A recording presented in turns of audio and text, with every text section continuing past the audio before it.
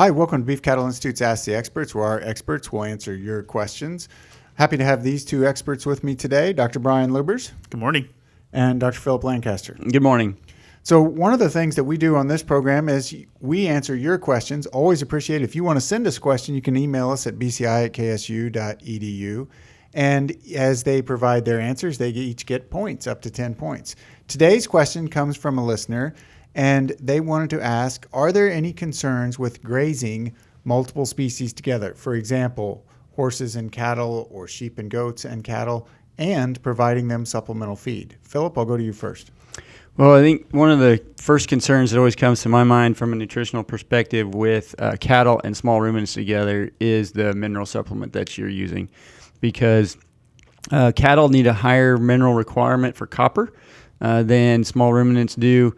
And unfortunately, the toxic level of copper for small ruminants is below the nutritional requirement for cattle. And so a cattle mineral easily create toxicity issues in small ruminants. So even a regular cattle mineral? Yes. And so you've got to figure out some way, if you're going to graze them together, you've got to figure out some way to feed mineral separate. And it's really hard to keep sheep and goats out of the cattle mineral because the cattle are much bigger and you can't keep the smaller animal out of an area.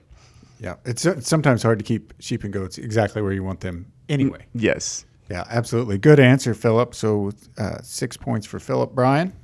Yeah, and kind of, I think what we're talking about in general terms is, the species differences in metabolism, whether it's minerals, and I'll give an example. So cattle and horses, one of the things we would really be concerned about is the ionophores. So monensin, rumensin, horses are extremely sensitive to the cardiovascular effects of the ionophores, and so you can see, and there have been instances where horses have gotten into the feed bunk or into the feed shed, consume some cattle feed with monensin in it, and we have some toxicity death issues. So kind of along the same lines, yes, there are some concerns.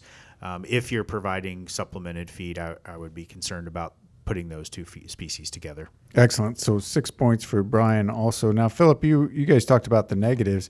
Give me some positives. Well, I think from a small rumen perspective with cattle, grazing on the same pasture, or maybe even you could do it as a staggered rotation to keep those mineral supplements separate.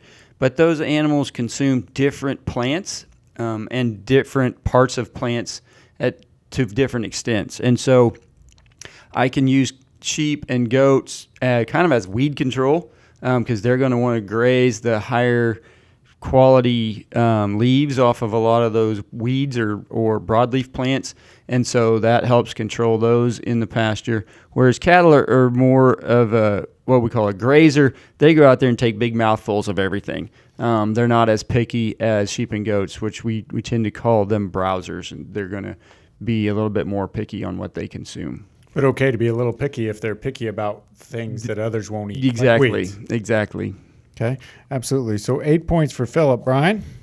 Yeah, I think, and I guess the advantage of co-grazing multiple species together, the reason we do it is generally labor savings, right? Or space limitations. We've got one pasture, we've got one set of fences, it's just a little easier to manage.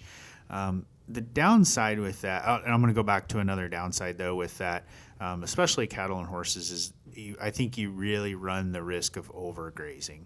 And so and especially with those two together where they really aren't co-grazers where they're picking different species to graze on, they're eating the same things. And so beyond toxicity things we mentioned earlier, I think one of the other downsides that you need to think about is are they eating the same things, and are you overgrazing that one pasture you've got?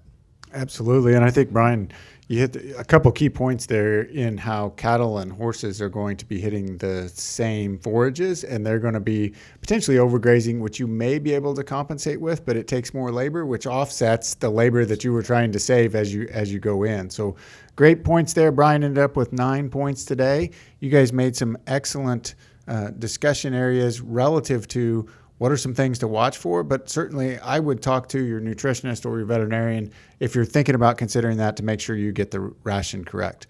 Thanks for joining us. As always, if you have further questions, you can send us an email at bci@ksu.edu.